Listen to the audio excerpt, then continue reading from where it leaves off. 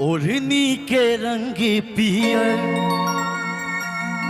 ओढ़नी के रंग पियर जादू चला रहबा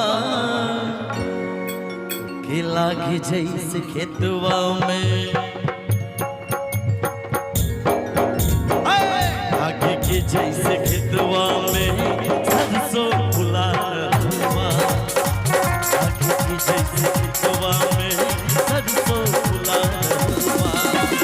ओढ़नी के रंग पियर, ओढ़नी के रंग पियर, ओढ़नी के रंग पियर जादू चला रहबा आगे के जैसे खेतवा में,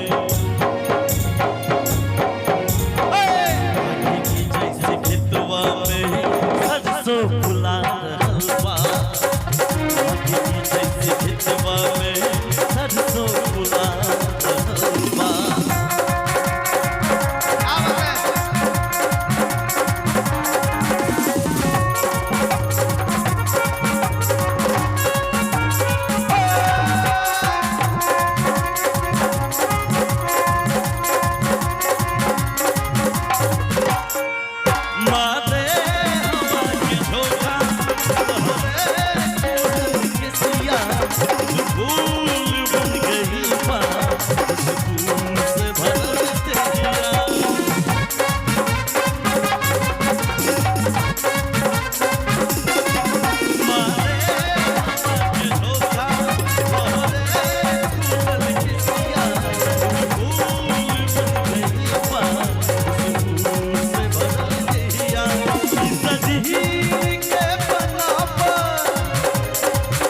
शरीर के बनावट बिजली गिरा रहल बा,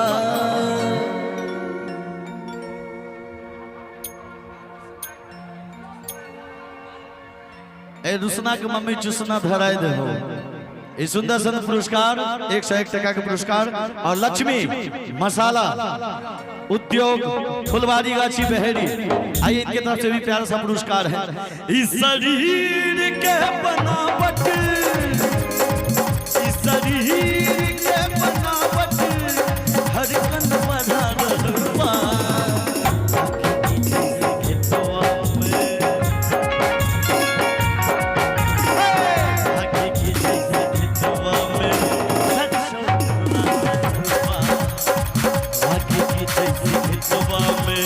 सरसों फुला रहबा।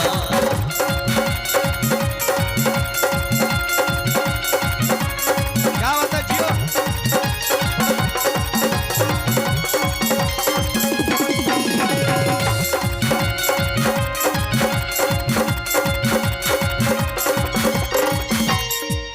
कौआ के तोरी पायल जब झंडा छूटी जाना लागे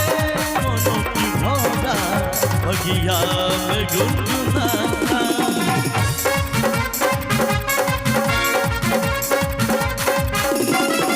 के तोरी पायल जब झंड से छूटी जाता लागे कोनो की भौरा बगिया में गुनगुनाता। मुस्कान तोहरे दिल के, मुस्कान तोहरे दिल के जादू चला रहबा आगे के जैसे खेतवा में,